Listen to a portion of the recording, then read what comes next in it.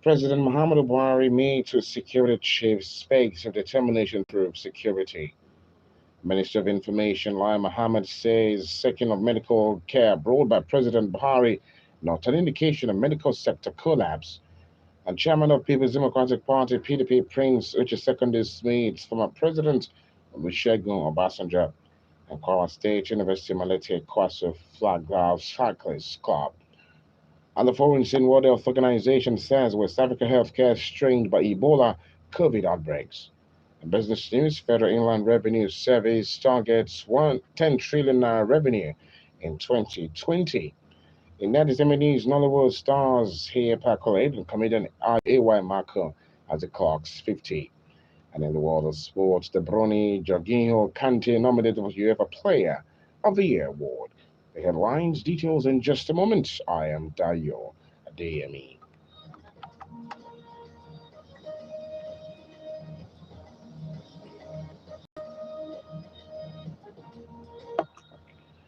Welcome back, and many thanks for staying with Royal FM radio station. We're broadcasting live from the International Media Center, Ilorin, Kwara State, Nigeria. The news around the globe. The President, Muhammadu Buhari, today met with the country's security chiefs at the presidential villa.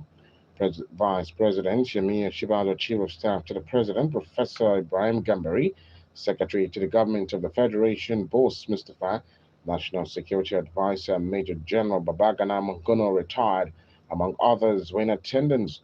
At the closed-door forum, President Muhammadu Buhari received briefings from the service chiefs and others, including the Defense, Bashir Magashi, Minister of Foreign Affairs Godfrey Onyema, and Minister of Interior Rauf Aregbesola. The National Security Advisor Babagana Mungono, who conveyed the President's pledge to the State House correspondents at the end of the meeting, which lasted more than 5 hours, said President Muhammadu Buhari has vowed not to exit the government as a failure at the end of his second term in office in 2023. Mungono informed newsmen that the President is determined to improve security across the country.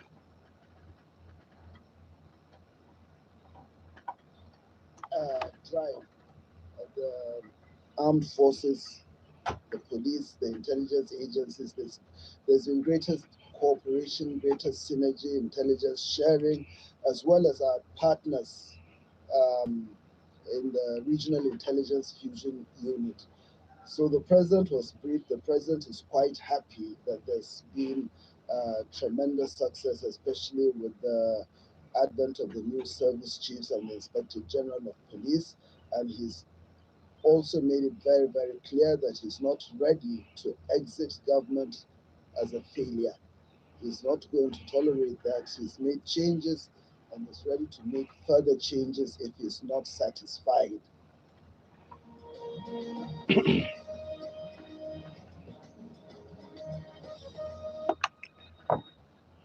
And the Minister of Information and Culture, Alhaji Lai Mohammed, says that seeking of medical care brought by President Muhammadu Buhari is not an indication that the nation's medical sector has collapsed. The minister stated this in Washington, D.C., during his engagement with international media organizations.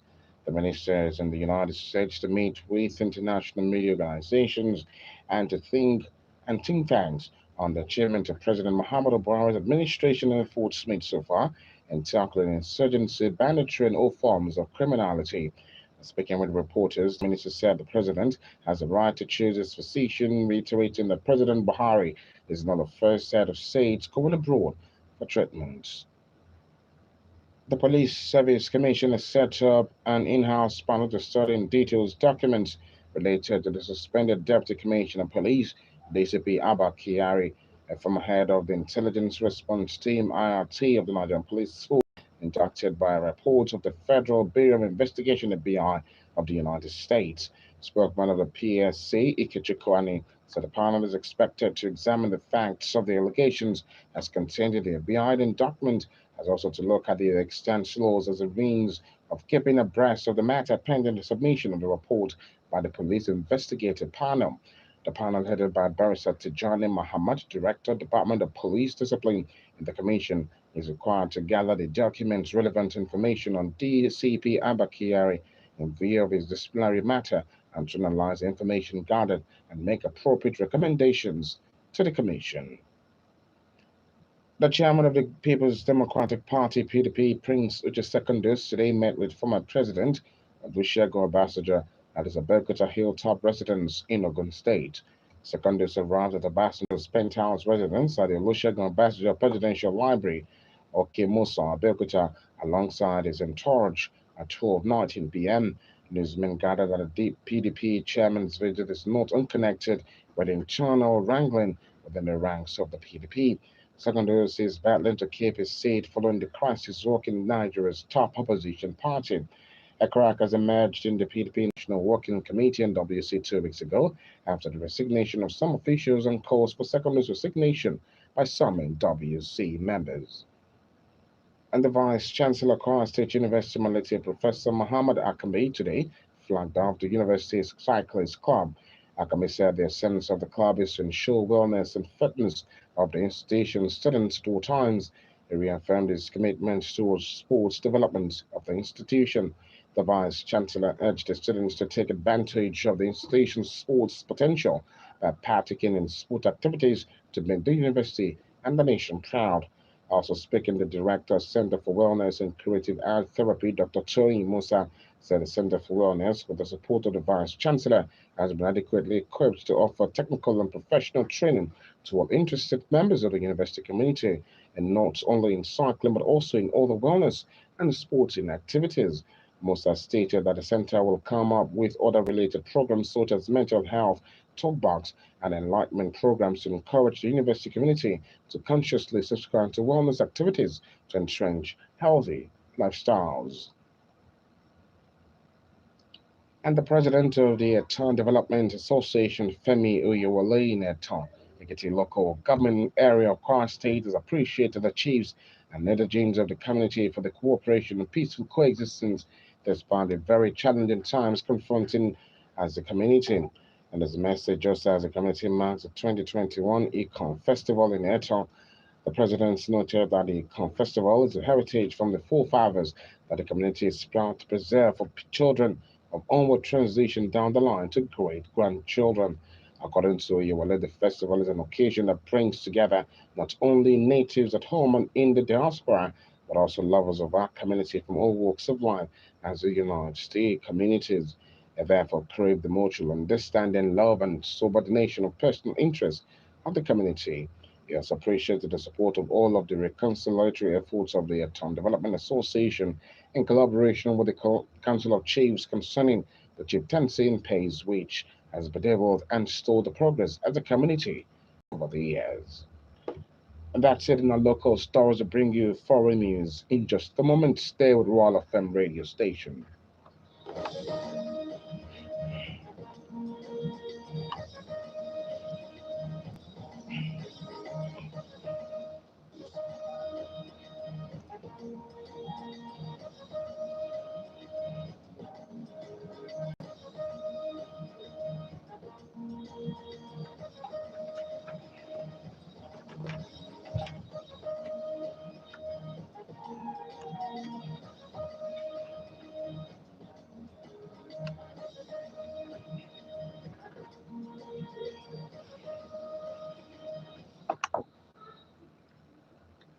Welcome back, and many thanks for staying with Royal FM radio station. It's 11 minutes past 6 o'clock. You're listening to the news around the globe from Royal FM 95.1, live from the International Media Center in Loring, Kwara State, Nigeria. We now bring you some following updates. The World Health Organization (WHO) has warned that on top of the COVID-19 pandemic, West Africa is facing new outbreaks of the viral hemorrhage fevers, Marburg, and Ebola, rising huge strains on ill-equipped health systems.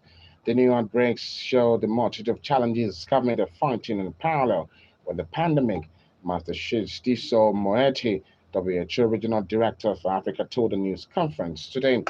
Ivory Coast began vaccinating health workers against Ebola in the commercial capital of Abidjan on Monday after a case of the deadly virus was confirmed over the weekend. The country on Saturday declared its first case of Ebola since 1994. Authorities said it was an isolated case of an 18-year-old girl who traveled from neighboring Guinea. And last week, health authorities in Guinea confirmed that one died from Marburg, which is similar to Ebola. And thousands of people have demonstrated in the Latvian capital Riga against the prospect of mandatory vaccinations. On Wednesday night, an estimated 5,000 demonstrators took to the streets, marching to the headquarters of the presidency and the prime minister. It was reported to be the largest demonstrations in Latvia since 2009.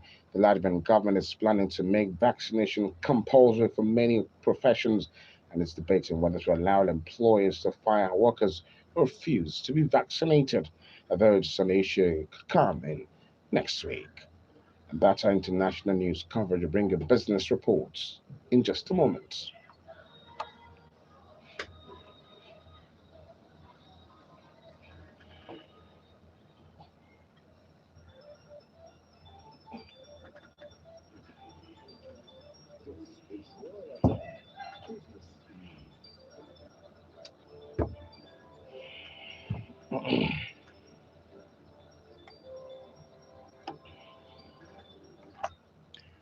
In our business news for today, the Federal Inland Revenue Service (FIRS) is targeting 10.1 trillion naira revenue in the 2022 fiscal year.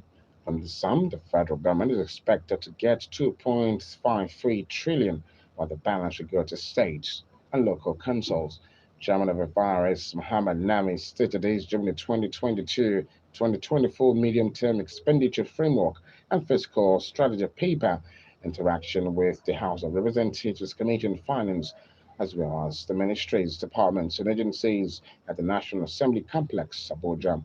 According to the revenue generating body, the Petroleum Industry Act (PI), which has just been signed, would negatively affect the revenue the government expects from the Petroleum Profit Tax (PPT) next year. That's a business news. We get entertainment stories next.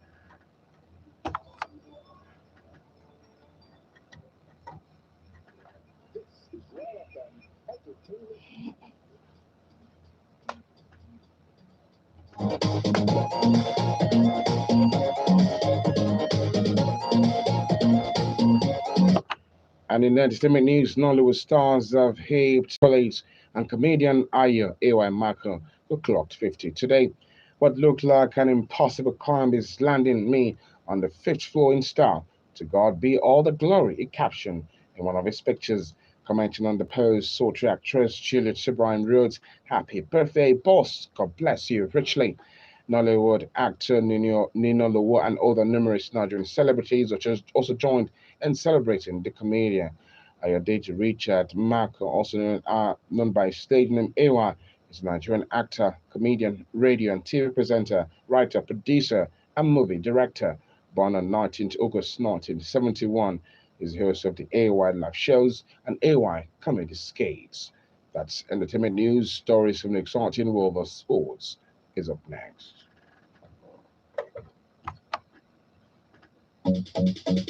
This is Royal FM Sports News.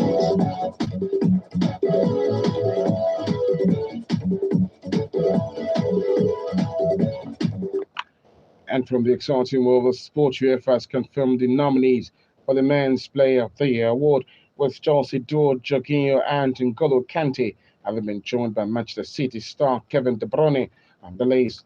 Barcelona trio Jennifer Hermoso, Alexia Martins, and Alexia Portales have also been nominated for the UEFA Women's Player of the Year, while Pep Guardiola, Thomas Tuchel, and Roberto Mancini are the three Coach of the Year nominees.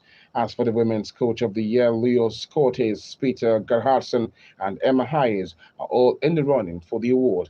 The winners will be revealed at the 2021-22 Champions League Group Stage Tour ceremony on August 26th. And Nigeria forward Isaac's success is agreed to join Serie A club Udinese this summer. Udinese and Watford have agreed a deal for the pacey striker earlier this summer, but success was not willing to leave the Hornets.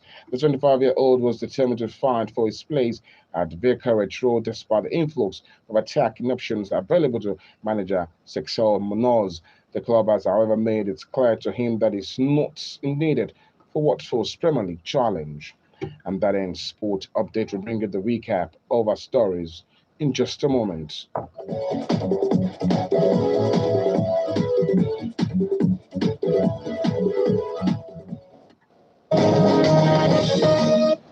And it's exactly 17 minutes compared to our 6 before we end today's news around the globe. Here again are the major stories.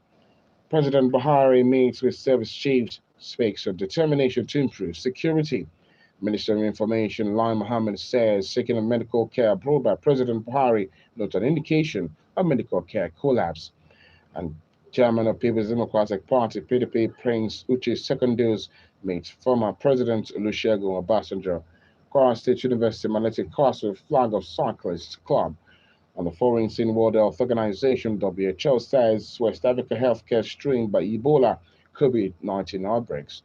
And business news: Federal Inland Revenue Service targets 10 trillion naira revenue in 2022. In entertainment news, Nollywood stars heap accolades on comedian Aya A.Y. Marco as he clocks 50. In the world of sports, Kevin De Bruyne, Jorginho, Kante nominated for UEFA Player of the Year award. And we're about to end today's news around the globe is compiled and edited by Dadua Bamishe. For your comments, observations, and information regarding unfolding events around you, please put a call through to Royal FM Newsroom on number 05 0999 968. Once again, the Royal FM Newsroom number is 0805 0999 968. Please join us at half 6 for the broadcast of the news in Yoruba language. And stay with Royal FM radio station. We're broadcasting live from the International Media Center here in Ilorin, Kwara State, Nigeria. You can listen from any part of the world. Please log on to our website at www.royalfm.net. Also follow us on Instagram at RoyalFM951. Don't forget to be friends with us on Facebook. Please visit facebook.com/RoyalFM Radio. And also, for more interesting reports in the world of sports and other interesting stories, please visit www.royaltimes.net. I am Adedayo Adeyemi, thanking you for your attention. Good evening.